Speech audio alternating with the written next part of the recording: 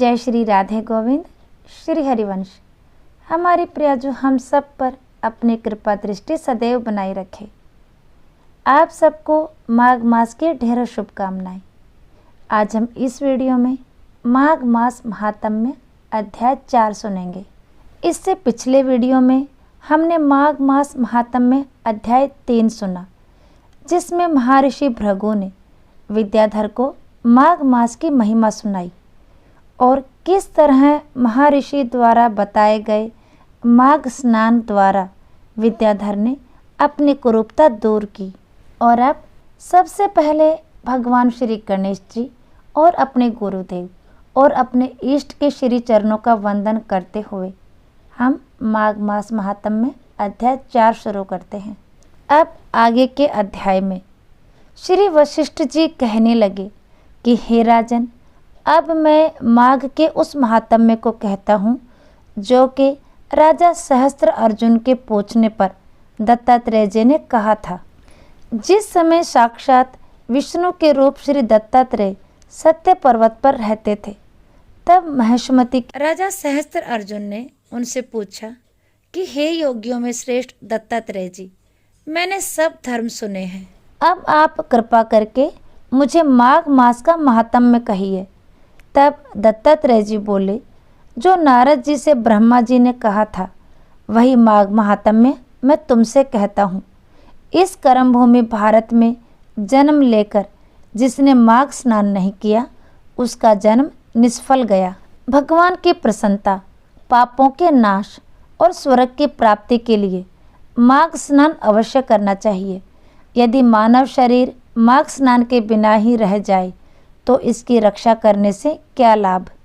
मनुष्य शरीर माघ स्नान के बिना मरण समान है। विष्णु भगवान की पूजा ना करने वाला ब्राह्मण, बिना दक्षिणा के श्राद्ध, ब्राह्मण रहित क्षेत्र, आचार रहित कुल, ये सब नाश के बराबर हैं।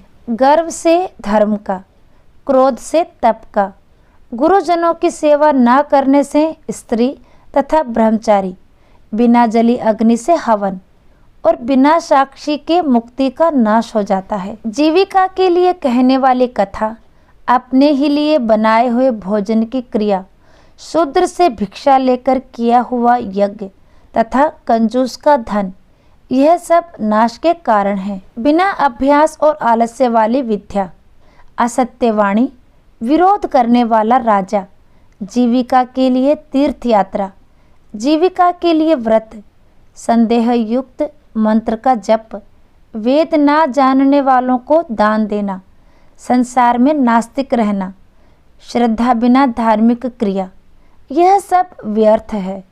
और जिस तरह दरिद्र का जीना व्यर्थ है, उसी तरह माघ स्नान के बिना मनुष्य का जीना व्यर्थ है। ब्रह्मघाती, सोना चुराने वाला, मदिरा पीने वाला, गुरु पत्नी गामी और इन चारों की संगति करने वाला महापापी भी माघ स्नान से पवित्र हो जाता है। माघ माह में जल कहता है कि सूर्य उदय से पहले जो मुझसे स्नान करता है, मैं उसके बड़े से बड़े पापों को नष्ट कर देता हूँ। महापातक भी स्नान करने से भस्म हो जाते हैं।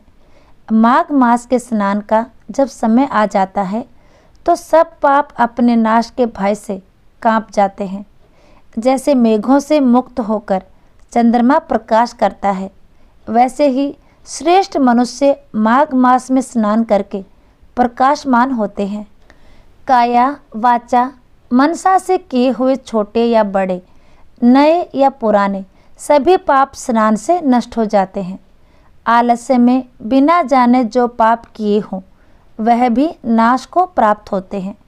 जिस तरह जन्म जन्मांतर के अभ्यास से आध्यात्मिक ज्ञान की प्राप्ति होती है, उसी तरह जन्मांतर अभ्यास से ही माघ स्नान में मनुष्य की रुचि होती है। यह अपवित्रों को पवित्र करने वाला बड़ा तप और संसार रूपी कीचड़ को धोने की पवित्र वस्तु है।